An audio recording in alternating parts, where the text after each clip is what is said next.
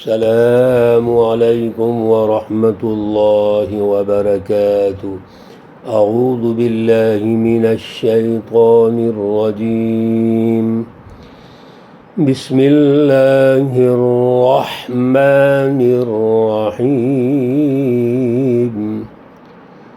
فَإِنْ آمَنُوا بِمِثْلِ مَا آمَنْتُمْ بِهِ فَقَدِ اهْتَدَوْا وَإِنْ تَوَلَّوْا فَإِنَّمَا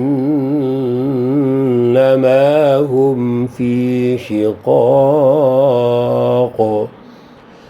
فَسَيَكْفِيكَهُمُ اللَّهُ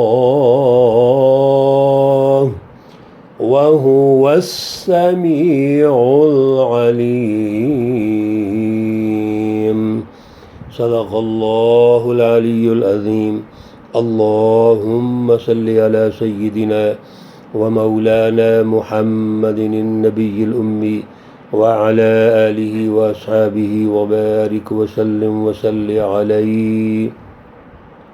معزز سامعین و سامعات، سورۃ البقرہ پارہ نمبر 1، آیات مقدسہ 137 اور 138 ہیں۔ اللہ رب العزت ان آیات کا فہم اور شعور عطا فرمائیں اور عمل کی توفیق اور صلاحیت عطا فرمائیں۔ اللہ رب العزت کی بڑی اہم رہنمائی، جس میں فکر اور فلسفے کا تاریخی تسلسل، عملی جد و جہد کا تاریخی تسلسل، اور اللہ رب العزت کے اولو العزم رسول نبی اور دونوں سلاسل، بنی اسرائیل کا سلسلہ اور بنی اسماعیل کا، اللہ رب العزت ارشاد فرما رہے ہیں۔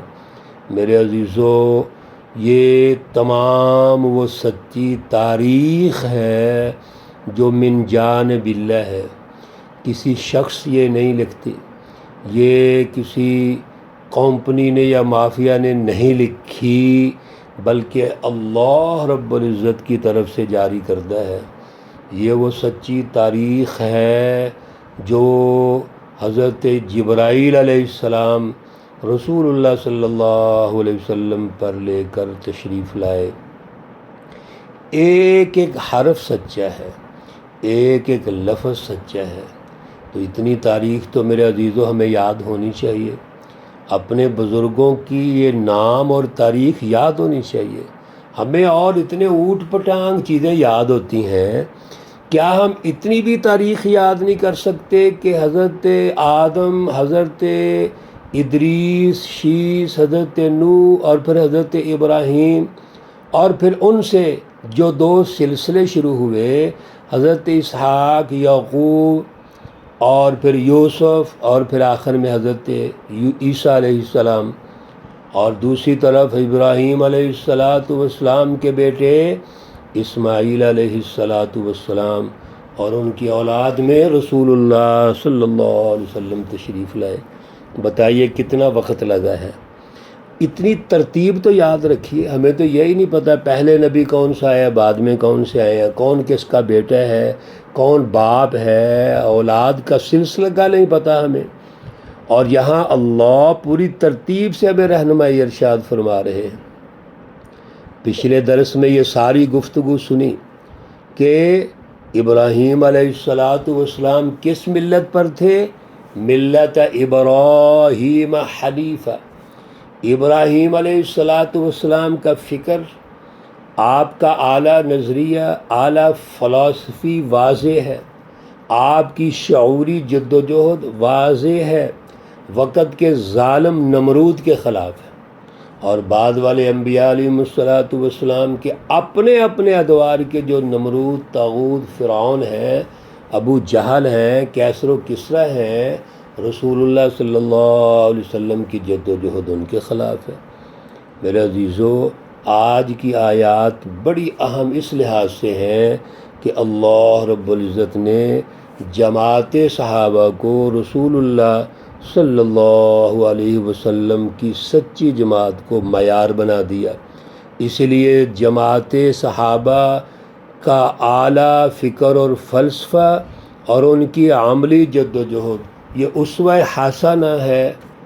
اللہ رب العزت فرماتے ہیں فَإِنْ آمَنُوا، ساری اس گفتگو کے بعد، اللہ رب العزت کی رہنمائی کے بعد، اگر یہ یہودیت اور نصرانیت اور شرک اور کفر سے نکل کر رسول اللہ صلی اللہ علیہ وسلم کی سچی جماعت میں آ جاتے ہیں، آپ کی ہدایت اور رہنمائی کو قبول کر لیتے ہیں، تو یہ بھی ہدایت پر ہوں گے۔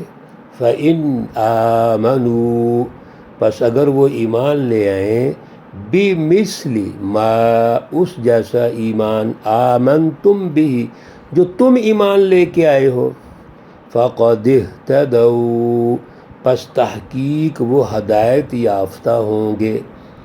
تو معیار حق کسی دور میں کوئی جماعت تو ہوگی، یہ جماعت صحابہ رسول اللہ صلی اللہ علیہ وسلم کی جماعت، محمد الرسول اللہ والذین آمنوا معہ، یہ ہے سچی جماعت، یہ وارث ہے تمام انبیاء کی، یہ وارث ہے تمام سچی تاریخ کی، یہ وارث ہے پہلے تینوں کتابوں کی، یہ وارث ہے اس اعلیٰ فکر کی، اعلیٰ پروگرام کی جو اللہ کی طرف سے ہے اور تمام انبیاء کا ہے۔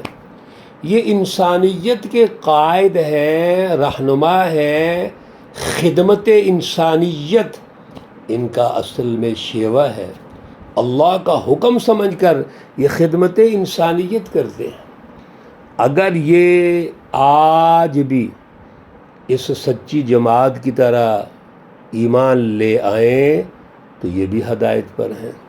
اور میرے عزیزو، آج بھی اگر ہم اس طرح کا ایمان لے آئیں، اس طرح کی جد و جہد کریں جس طرح صحابہ کرام نے کیا ہے، تو ہم بھی ہدایت والے ہوں گے۔ فَقَدِ اهْتَدَوْا، اور اگر من مرضی کریں نام صحابہ کا، نام عشق رسول کا، نام حق چار یاروں کا، اور سسٹم ظلم کا، جو فکر بالادست ہے وہ تو کفر اور شرک کی ہے، جو سسٹم آج سیاسی، معاشی، سماجی قائم ہے وہ تو ظلم کا ہے۔ تو اللہ کی فکر کہاں گئی؟ محبت رسول اور عشق رسول کہاں گیا؟ محبت صحابہ کہاں گئی؟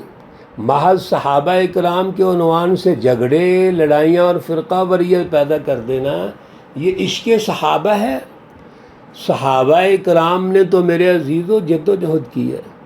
ابراہیم علیہ السلام کی تحریک حنیفی کو رسول اللہ صلی اللہ علیہ وسلم نے زندہ کیا، جماعت صحابہ تیار کی اور وقت کے فرعون ابو جہل کا مقابلہ کیا۔ رسول اللہ صلی اللہ علیہ وسلم نے فرمایا میرے دور کا جو فرعون ہے وہ ابو جہل ہے، فرعون هذه الامہ، ابو جہل۔